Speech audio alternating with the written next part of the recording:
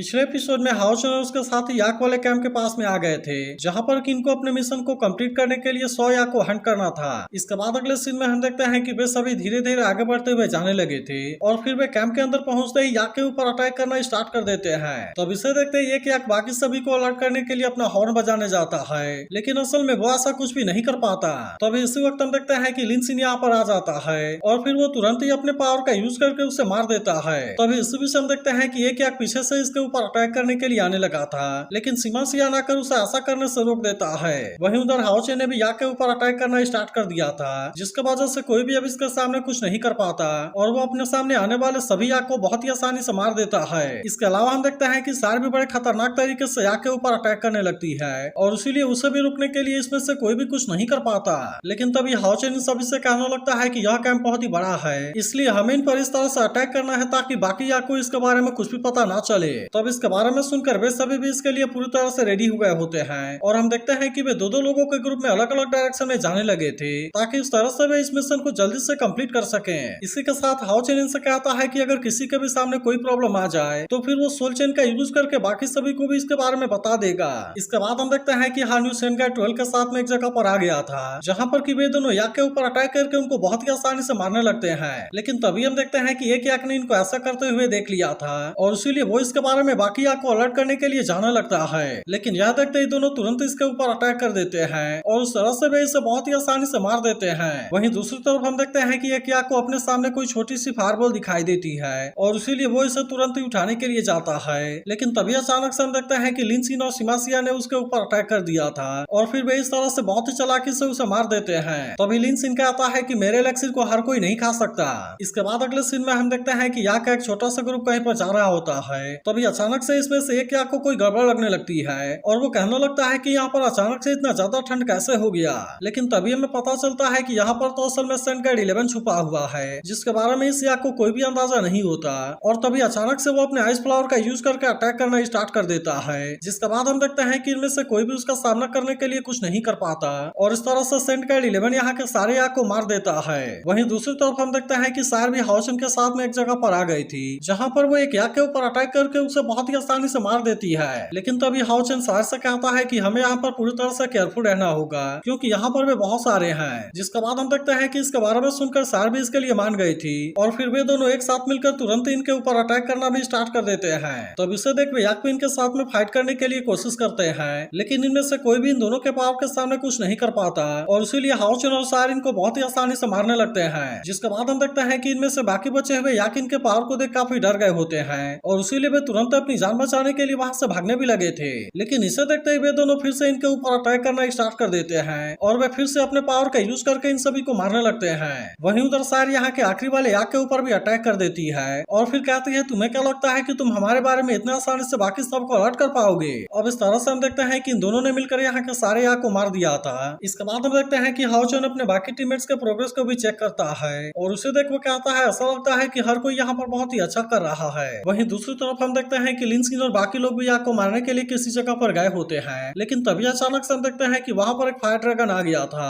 और वो अपने फायर पावर का यूज करके यहाँ पर चारों तरफ अटैक करना स्टार्ट कर देता है। तब इसे देखते ही वे सभी तुरंत अपनी जान बचाने के लिए वहां से भागने लगते हैं और सेंटगार्ड 11 ने अपने आइस पावर का यूज करके इन सभी को जख्मी होने से बचा लिया था। लेकिन वही लिनसिन इस बात से काफी परेशान हो गया था और फिर वो कहने लगता है कि ये फायर ड्रैगन तो केवल एंशिएंट टाइम में पाए जाते थे, लेकिन ये अचानक से यहाँ पर कैसे आ गया। वहीं उधर सार भी हाउचन से कहने लगती है कि सिचुएशन अब पूरी तरह से बदलने लगी है, जिस पर हाउचन कहता है कि हम सभी ने जिस जगह पर मिलने का वादा किया था हम सभी सबसे पहले वहीं पर चलेंगे। इसके अलावा हम देखते हैं कि वे रास्ते में आने वाले याक के ऊपर भी अटैक कर रहे होते हैं और इस तरह से वे दोनों भी कुछ देर में बाकी लोगों के पास में आ जाते हैं, जहाँ पर लिनसिन हाउचन से पूछता है कि ये ड्रैगन अचानक से यहाँ पर क्यों आ गया। तब इस पर हाउचन उससे कहता है कि वैसे तो ये दिखने में बहुत ही ज्यादा पावरफुल है, लेकिन असल में ये फिर भी मुझे उतना ज्यादा पावरफुल नहीं लगता और इसीलिए ऐसा लगता है कि वो भी यहाँ पर हंट करने के लिए आया हुआ है। तब इसकी ऐसी बात सुनकर लिनसिन भी कहने लगता है कि कैप्टन आपकी बात पूरी तरह से सही है, क्योंकि लीजेंड के अनुसार इसकी बॉडी इंडिस्ट्रक्टिबल है और इसीलिए हम एलेक्सिर को रिफाइन करने के लिए इसका यूज कर सकते हैं। इसी के साथ वो कहने लगता है कि इसे लेने के बाद किसी के भी पास में जायंट ड्रैगन की जैसी डिफेंस पावर आ जाएगी और फिर हम देखते हैं कि वो इनसे फायर ड्रैगन के विंग्स के बारे में भी बात करने लगा था और फिर वो कहने लगता है कि फायर ड्रैगन की विंग्स तभी आती है जब फायर ड्रैगन की एज 300 साल से ज्यादा हो जाती है। फिर वो हाउचन से कहता है कि अगर किसी ने इसे एब्जॉर्ब कर लिया तब उसके पास में लेवल 7 वाली फायर डिफेंस मैजिक आ जाएगी, चाहे उसे फायर मैजिक के बारे में कुछ भी पता क्यों ना हो। लेकिन तभी इसी वक्त हम देखते हैं कि लॉर्ड जैक्वस यहाँ पर आ गया था, जो कि तुरंत ही फायर ड्रैगन को रुक जाने के लिए कहता है और उसी के साथ वो अपने पावर का भी यूज करके इसके ऊपर अटैक करने लगा था। जिसके बाद हम देखते हैं कि इस बात से फायर ड्रैगन भी इसके ऊपर काफी गुस्सा हो गया था, क्योंकि वो किसी भी कीमत पर इसके सामने सरेंडर करने के लिए रेडी नहीं होता। लेकिन अब इसके वजह से हम देखते हैं कि लॉर्ड जैक्वस भी इसके ऊपर गुस्सा हो गया था, इसीलिए वो तुरंत ही फायर ड्रैगन के ऊपर अटैक करना स्टार्ट कर देता है और फिर इस तरह से उसने उसे बहुत ही आसानी से मार भी दिया था। लेकिन तभी इसे देखते हुए सभी पूरी तरह से हैरान हो गए थे और वो कहने लगते हैं कि लॉर्ड जैक्वस तो असल में लेवल 8 में है। तभी चेन कहने लगती है कि इसके पास में तो बहुत ही बड़ा गंजा हेड है। वहीं अब उधर लॉर्ड जैक्वस अपने सभी लोगों से कहता है कि अब मुझे कोई भी यहाँ पर डिस्टर्ब करने की कोशिश नहीं करेगा और इसीलिए मैं चाहता हूँ कि तुम इस फायर ड्रैगन को एब्जॉर्ब कर लेने तक मेरा वेट करो, क्योंकि उसके बाद मैं जरूर ही लेवल 9 में प्रमोट हो जाऊंगा।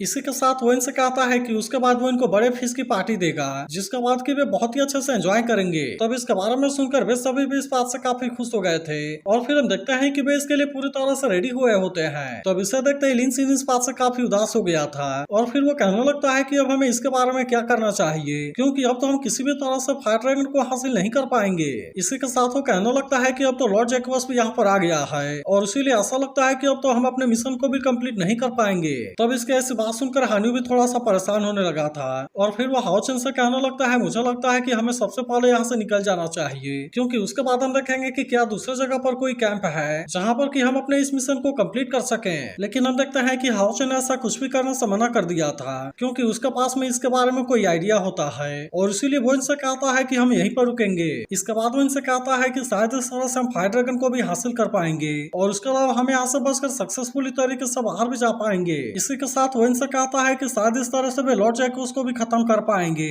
लेकिन वे इसमें कामयाब हो पाएंगे या नहीं या पूरी तरह से सीमासियान के ऊपर है। तब इसके बारे में सुनकर सीमासियान भी इस बात से पूरी तरह हैरान हो गया होता है। इसके बाद अगले सीन में हम देखते हैं कि सीमासियान अपने कुछ साथियों के पास में साफिस वाले जगह पर आ गया था, जहाँ पर वो कहने लगता है कि वैसे तो ये प्लान बहुत ही रिस्की है, लेकिन फिर भी मुझे ऐसा लगता है कि इसमें बहुत ही मजा आएगा। तब इसके ऐसी बात सुनकर हान्यू सीमासियान से कहता है कि तुम बहुत ही ज्यादा केयरफुल रहना, क्योंकि यह चीज तुम्हारे लिए बहुत ही रिस्की है। जिसके बाद हम देखते हैं कि अब सीमासियान भी इसके लिए पूरी तरह से रेडी हो गया था और फिर हम देखते हैं कि वो अपने टकले वाले रिफ्लेक्शन को पानी के अंदर भेजता है, क्योंकि चमकने वाले चीजों की तरफ साफिस बहुत ही जल्दी अट्रैक्ट होते हैं और इसीलिए वे इसका यूज करके उनको बाहर निकालना चाहते थे। लेकिन अभी भी हम देखते हैं कि इसकी वजह से यहाँ पर कोई भी हलचल नहीं हो रहा था, इसीलिए सेंका 12 कहने लगता है कि हम इनके ऊपर डायरेक्टली अटैक क्यों नहीं कर देते। लेकिन तभी हम देखते हैं कि साय ने उसे ऐसा कुछ भी करने से रोक दिया था, क्योंकि अब उसे पानी के अंदर हलचल दिखाई देने लगी थी। तभी अचानक से हम देखते हैं कि बहुत सारे साफिस बाहर आने लगे थे और फिर वे तुरंत ही इनके ऊपर अटैक करना भी स्टार्ट कर देते हैं। लेकिन असल में सार और बाकी लोग भी इनका सामना करने के लिए पहले से ही पूरी तरह से रेडी होते हैं, इसीलिए वे सभी भी अपने अपने पावर का यूज करके इनके ऊपर अटैक करना स्टार्ट कर देते हैं और इसीलिए इनमें से कोई भी इनके सामने ज्यादा कुछ नहीं कर पाता।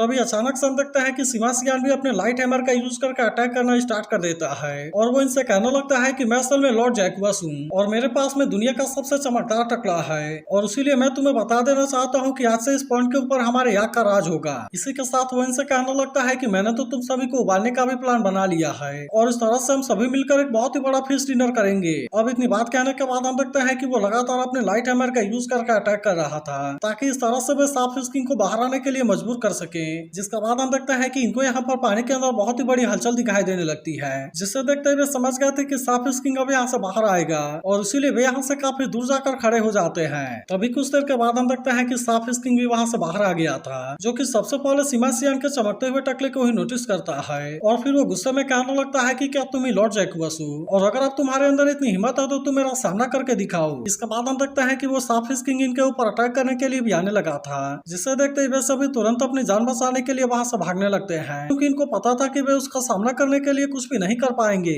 लेकिन हम देखते हैं कि साफिस किंग असल में बहुत ही ज्यादा गुस्सा हो गया था और इसीलिए वो लगातार इनका पीछा करते हुए जाने लगता है। वहीं उधर हाओचन अपने अगले प्लान के लिए भी रेडी हो गया था और अब इसीलिए वो चेन से कहता है कि अब मैगडल के सामने आने की बारी आ गई है। जिसके बाद हम देखते हैं कि इसकी बात मानकर मैगडल ने अपने आप को साफिस किंग के रूप में चेंज कर लिया था और इसीलिए इसे देखते हैं यहाँ के सभी याक की हालत पूरी तरह से खराब हो जाती है। तो इसका अगला पार्ट भी कुछ देर में अपलोड हो जाएगा। लेकिन अगर एक्सप्लेनेशन अच्छी लगी हो तो इस वीडियो को लाइक और इस पर एक प्यारा सा कमेंट जरूर कर देना और अगर आप इसके अगले पार्ट के लिए एक्साइटेड हो तो इसके बारे में कमेंट करके जरूर बताना।